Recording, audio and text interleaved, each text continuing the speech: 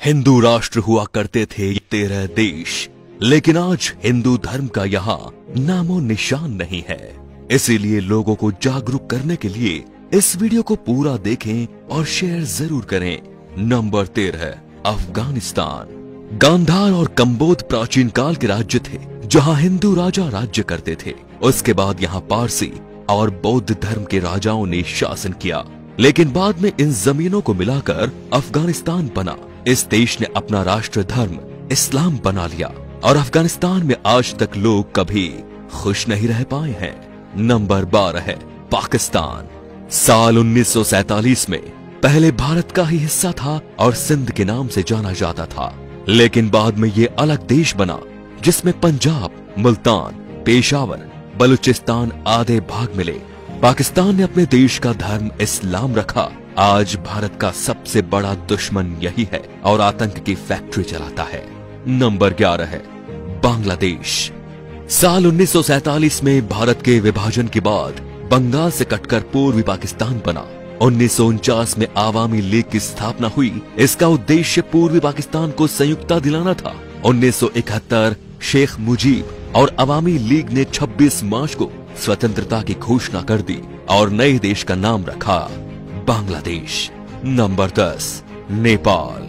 आज नेपाल एक स्वतंत्र राष्ट्र है। कुछ साल पहले यहाँ हिंदू राष्ट्र हुआ करता था, लेकिन ये भी एक सेक्युलर राष्ट्र घोषित हो गया। प्राचीन भारतवर्ष में नेपाल भारत का ही अखंड भाग था, जिसे देवघर कहा जाता था।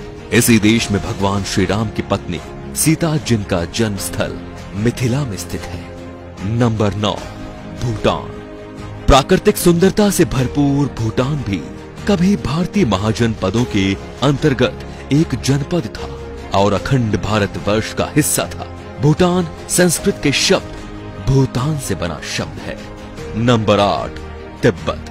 तिब्बत को ट्राइविस्टम कहा जाता था, जहां ऋषिका और तुषाराम नामक राज्य थे।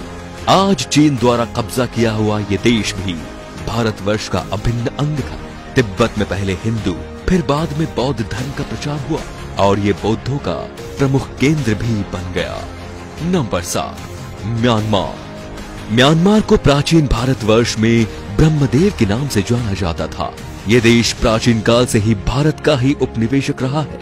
हालांकि मुस्लिम शासन काल में म्यांमार शेष भारत से कटा रहा और यहाँ पर स्वतंत्र राज्य सत्ताएं कायम हो गई। नंबर 6, श्रीलंका। श्रीलंका भारतीय उपमहाद्वीप के दक्षिण में हिंद महासागर में स्थित एक बड़ा महाद्वीप है।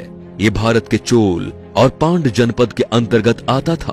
कालांतर में यहाँ के सिंघल राजा ने बौद्ध धर्म अपनाकर इसे राज्य धर्म घोषित कर दिया और आज श्रीलंका भारत से अलग है।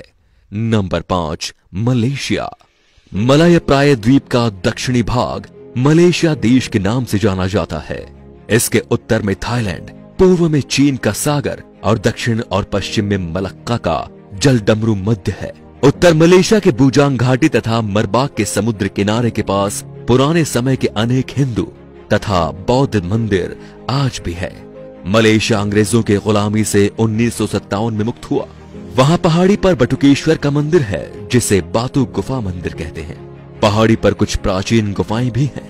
आपको बता दें कि मलेशिया फिलहाल एक मुस्लिम राष्ट्र है।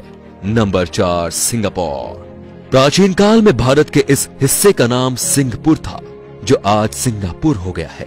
बाद में 9 अगस्त 1965 को अंग्रेजों ने सिंगापुर को स्वतंत्र और एक गणतंत्र देश बना दिया।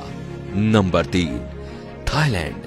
हमें भले ही घूमने के लिए कहीं जाना हो तो थाईलैंड का नाम दिमाग में आता है, लेकिन ये बहुत ही कम लोग जानते हैं कि थाईलैंड का प्राचीन भारतीय नाम शाम देश है। प्राचीन काल में यहाँ हिंदू और बौद्ध धर्म और संस्कृति का एक साथ प्रचलन था, लेकिन अब ये एक बौद्ध राष्ट्र है। खैरात के दक्षिण पूर्व में कंबोडिया की सीमा के पास, उत्तर में लगभग 40 किलोमीटर की दूरी पर यूरीराम प्रांत में प्रशांत फनाम रंग नामक सुंदर मंदिर है। Number 2, Cambodia. पौराणिक काल का कंबोज देश, कल का कंपूचिया और आज का कंबोडिया पहले हिंदू रहा और फिर बौद्ध हो गया। विश्व का सबसे बड़ा हिंदू मंदिर परिसर तथा विश्व का सबसे बड़ा धार्मिक स्मारक कंबोडिया में स्थित है। यह कंबोडिया के अंकोर में है, जिसका पुराना नाम यशोधरपुर है। Number 1, Vietnam. प्राचीन भारतवर्ष में वियतनाम को चंपा कहकर पुकारा जाता था। चंपा के लोग चांप कहलाते थे। वर्तमान समय में चांप लोग वियतनाम और कंबोडिया के सबसे बड़े अल्पसंख्यक हैं। आज के ये अपने आप में एक स्वतंत्र राष्ट्र हैं। भारतीय इतिहास के अनुसार भारत के सम्राट विक्रमादित्य संपूर्ण अरब को जीतकर अपने साम्राज्य में मिलाया था। भारत में आज जिस तरह लोग जात पात में बट रहे हैं, उससे हमारे देश को खतरा है, क्योंकि हमारे देश पर राष्ट्र विरोधी ताकतों की बुरी नजर है और वे हमें आपस में लड़ा रही है। इनसे सावधान रहना सीखें, नहीं तो हमें आज नहीं तो कल और कल नहीं तो परसों पछतावा तो होना ही है।